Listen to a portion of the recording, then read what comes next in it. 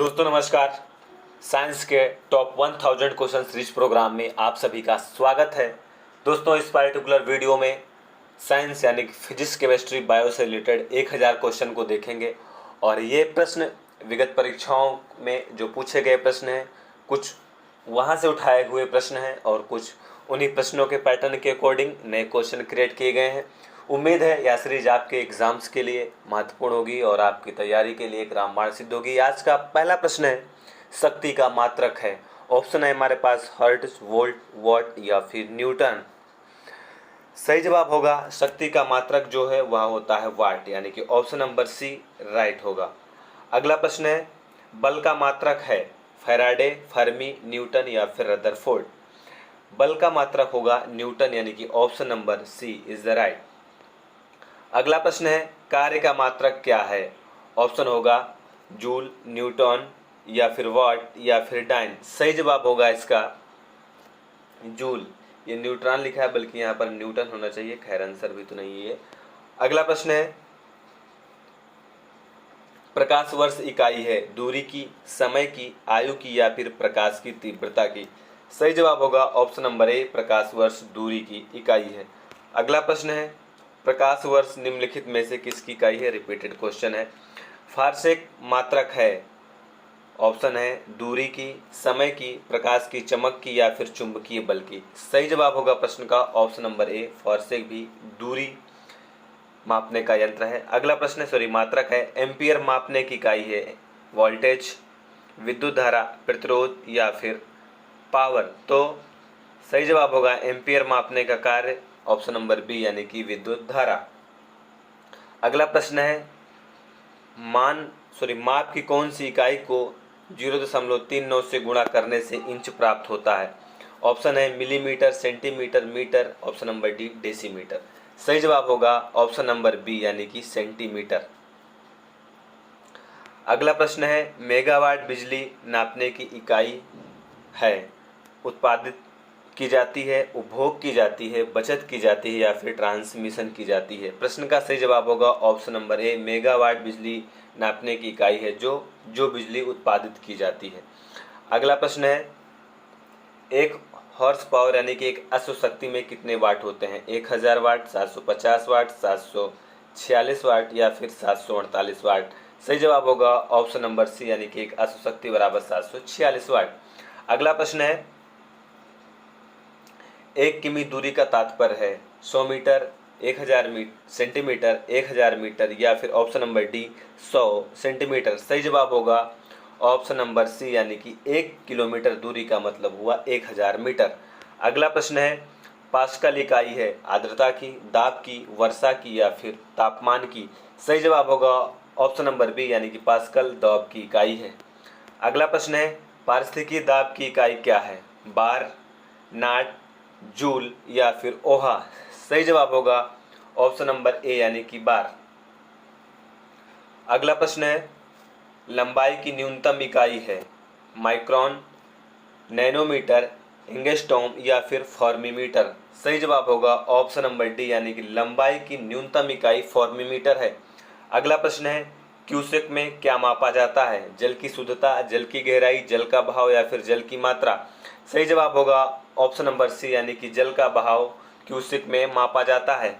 अगला प्रश्न है, निम्नलिखित में से कौन एक वायुमंडल के ओजोन परत की मोटाई नापने की इकाई है। नॉट, डॉप्सन, प्वाज या फिर मैक्सवेल। सही जवाब होगा ऑप्शन नंबर बी, यानी कि वायुमंडल के में जो ओजोन परत है उसे डॉप्सन में मापा जाता है। अगला प्रश्न है, डॉप्सन इकाई का प्रयोग किया जाता है पृथ्वी की मोटाई मापने में, हीरे की मोटाई मापने में, ओजोन परत की मोटाई नापने में या ऑप्शन नंबर डी सौर के मापने में। सही जवाब होगा ऑप्शन नंबर सी, यानी कि ओजोन परत की मोटाई मापने के लिए ही डॉप्सन इकाई का प्रयोग किया जाता है। अगला प्रश्न है, ध्वनि की तीव्रता को मापने वाला यंत्र है क्रोनोमीटर, एनीमीटर, आइडियोफोन या फिर आइडियोमीटर। सही जवाब होगा ऑप्शन नंबर डी, यानी कि आइडियोमीटर। अगला प्रश्न है, महासागर में डूबी हुई वस्तुओं की स्थिति जानने के लिए निम्न में से किस एक यंत्र का प्रयोग होता है। आइडियोमीटर, गैल्वेनोमीटर, सेक्सटेंट या फिर ऑप्शन नंबर डी सोनार। तो ऐसा कार्य करने के लिए सोनार का प्रयोग किया जाता है। अगला प्रश्न है, सोनार निम्नलिखित द्वारा प्रयोग में लाया जाता है? अंतरिक्ष यात्रियों द्वारा, डॉक्टरों द्वारा, इंजीनियरों द्वारा या फिर नौका या नाव संचालकों द्वारा? सही जवाब होगा ऑप्शन नंबर डी, सोनार का प्रयोग नौ संचालकों के द्वारा किया जाता है। अगला प्रश्न है, सोनार में उपयोग करते हैं रेडियो तरंगों का, श्रव्य ध्वनि तरंगों का, पराश्रव्य तरंगों का या फिर अवश्रव्य तरंगों का? तो सोनार में पराश्रव्य तरंगों का प्रयोग किया जाता है, यानी कि answer number C is right. अगला प्रश्न है, एनीमोमीटर से निम्न में किसका मापन किया जाता है? पानी के बहाव की गति का, पानी की गहराई का, पवन वेग का या फिर प्रकाश की तीव्रता का? सही जवाब होगा ऑप्शन नंबर सी, यानी कि पवन वेग को एनीमोमीटर में मापा जाता है। अगला प्रश्न है, पायरोमीटर किसके मापन में प्रयोग किया जाता है? ऑप्शन है वायुमंडलीय दाब के, आर्द्रता के, उच्च ताप के या फिर घनत्व के?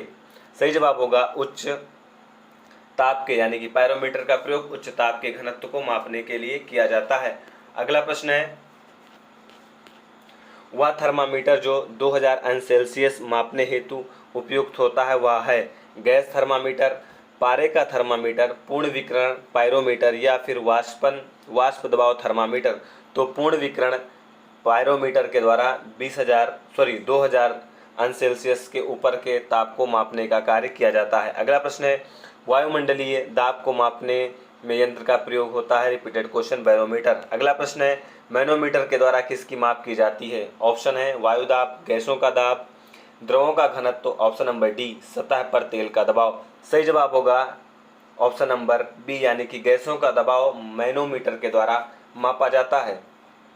अगला प्रश्न है, दूध का आपेक्षिक घनत्व ज्ञात किया जाता है? ऑप्शन है हाइग्रोमीटर से, ब्यूरोमीटर से, लैक्टोमीटर से या फिर थर्मामीटर से? सही जवाब होगा ऑप्शन नंबर सी, यानी कि लैक्टोमीटर से दूध का यानी कि मिल्क का आपेक्षिक घनत्व ज्ञात किया जाता है। अगला प्रश्न है, वायुमंडल की सापेक्ष आर्द्रता मापी जाती है? हाइग्रोमीटर से, हाइड्रोमीटर से, लैक्टोमीटर से या फिर पोटेंशियोमीटर से? Option number B is the right, यानी कि वायुमंडल की सापेक्षिक आर्द्रता को हाइग्रोमीटर से मापा जाता है। अगला प्रश्न है, हवा में आर्द्रता को नापने के लिए कौन सा उपकरण प्रयोग में लाया जाता है? ऑप्शन हाइग्रोमीटर, स्पेक्ट्रोमीटर या फिर यूडियोमीटर? सही जवाब होगा हाइग्रोमीटर। अगला प्रश्न है, वायु की आर्द्रता मापने के लिए कौन सा यंत्र प्रयोग किया जाता है? Repeated question. अगला प्रश्न है, हाइग्रोमीटर से मापा जाता है, ये भी रिपीटेड है, वायुमंडलीय आर्द्रता ही मापी जाती है। आर्द्रता को नामांकित करने का निम्न में से कौन सा उपकरण है? ये भी हाइग्रोमीटर है। आप देख रहे हैं हाइग्रोमीटर से किस प्रकार से क्वेश्चन बार बार बनाए जा सकते हैं। अगला क्वेश्चन है, रक्तदाब नापने का यंत्र है? टैकोमीटर, स्फिग्नोमीटर, एक्टियोमीटर या फिर बैरोमीटर? सही जवाब होगा ऑप्शन नंबर बी, यानी कि स्फिग्नोमीटर से रक्तदाब मापा जाता है। अगला प्रश्न है, निम्नलिखित में से किसे 1500 अंश सेल्सियस से अधिक ताप के मापन हेतु प्रयोग में लाया जाता है? चिकित्सीय थर्मामीटर, ताप वैद्युत युग्म थर्मामीटर, प्लेटिनम थर्मामीटर या फिर पायरोमीटर? प्रश्न का सही जवाब होगा ऑप्शन नंबर डी, यानी कि पायरोमीटर। अगला प्रश्न यानी कि प्रश्न नंबर 35, प्रकाश की तीव्रता को मापने के लिए जिस उपकरण का प्रयोग किया जाता है उसे क्या कहते हैं? ऑप्शन है एनीमोमीटर, क्लोरोमीटर, लक्समीटर या फिर अल्टीमीटर? सही जवाब होगा ऑप्शन नंबर सी, लक्समीटर का प्रयोग प्रकाश की तीव्रता को मापने में किया जाता है। क्वेश्चन नंबर 36, निम्न में कौन सी राशि रिएक्टर पैमाने पर मापी जाती है? हिमनद की चाल, जनसंख्या वृद्धि, भूकंप की तीव्रता या फिर पृथ्वी के अंदर का तापमान? तो रिएक्टर पैमाने पर भूकंप की तीव्रता मापी जाती है। अगला प्रश्न है, रिएक्टर पैमाने को किसके लिए प्रयोग में किया जाता है? तो यह भूकंप की लहरों के आयाम को मापने का कार्य करता है। प्रश्न नंबर 38, भूकंप की तीव्रता मापी जाती है रिएक्टर पैमाने पर? Repeated question. अगला प्रश्न है, ये भी रिपीटेड है। अगला क्वेश्चन नंबर 40, निम्न युक्तियों में से किसके द्वारा भूकंप की तीव्रता का मापन किया जाता है? सिस्मोग्राफ के द्वारा। अगला प्रश्न है, सिस्मोग्राफ क्या रिकॉर्ड करता है? हृदय की धड़कन, वायुमंडलीय दाब, भूचाल या फिर ऑप्शन नंबर डी इनमें से कोई नहीं? तो सिस्मोग्राफ के द्वारा भूचाल या भूकंप को रिकॉर्ड किया जाता है। अगला प्रश्न है, निम्न में से किसके मापन में फोनोमीटर के उपयोग में लाया जाता है? तो प्रकाश के चमकीलेपन की क्षमता, अत्यधिक उच्च ताप, विद्युतीय चुंबकीय तरंग की आवृत्ति, ऑप्शन नंबर डी वायुमंडलीय आर्द्रता। तो फोनोमीटर का प्रयोग प्रकाश के चमकीलेपन की क्षमता को मापने में प्रयोग में लाया जाता है। अगला प्रश्न है, वॉशिंग मशीन का कार्य किस सिद्धांत पर है? अपकेंद्रण, अपोहन, उत्क्रमण, परासरण या फिर विसरण। तो सही जवाब होगा ऑप्शन नंबर ए अपकेंद्रण। और परासरण तो पानी को साफ करने में प्रयोग में लाया जाता है। अगला क्वेश्चन है, झूठ का पता लगाने वाले यंत्र को किस नाम से जाना जाता है? पोलोग्राफ, पायरोमीटर, गायरोस्कोप या फिर काइमोग्राफ। सही जवाब होगा ऑप्शन नंबर ए पोलोग्राफ। किसी को झूठ का पता लगाना है तो पोलोग्राफ मशीन खरीद सकता है। अगला प्रश्न है, प्रचलन मशीन की कार्यप्रणाली किस सिद्धांत पर है? अपकेंद्रीकरण, अपोहन, प्रतिक्रम, परासरण या फिर विसरण। सही जवाब होगा ऑप्शन नंबर ए अपकेंद्रीकरण। अगला प्रश्न है, निम्नलिखित में से कौन सी राशि सदिश नहीं है? विस्थापन, वेग, बल या फिर आयतन। तो option number D is the right. अपने आप तो कोई भी सही कर सकता है इसको। अगला प्रश्न है क्वेश्चन नंबर 47, निम्न में से कौन सी राशि सदिश राशि है? संवेग, दाब, ऊर्जा या फिर राशि। राशि कैसे हो जाएगा ऑप्शन, तो अपने आप कट गया। तो संवेग होगा, संवेग सदिश राशि है। अगला प्रश्न है, पदार्थ के संवेग और वेग के अनुपात में कौन सी भौतिक राशि प्राप्त की जाती है? बढ़िया प्रश्न है। वेग, त्वरण, द्रव्यमान या फिर ऑप्शन नंबर डी बल। तो द्रव्यमान। अगला प्रश्न है क्वेश्चन नंबर 49, बल गुणनफल है द्रव्यमान और वेग का, द्रव्यमान और त्वरण का, भार और वेग का या फिर भार और त्वरण का। तो सही जवाब होगा ऑप्शन नंबर बी यानी कि बल, द्रव्यमान और त्वरण का गुणनफल है। लास्ट क्वेश्चन यानी क्वेश्चन नंबर 50, हवाओं की ऊर्जा होती है केवल स्थितिज, केवल गतिज, वैद्युत या फिर स्थितिज और गतिज दोनों। सही जवाब होगा ऑप्शन नंबर बी यानी कि हवाओं की जो ऊर्जा होती है वह केवल गतिज होती है। तो दोस्तों आज की इस वीडियो में इतना ही।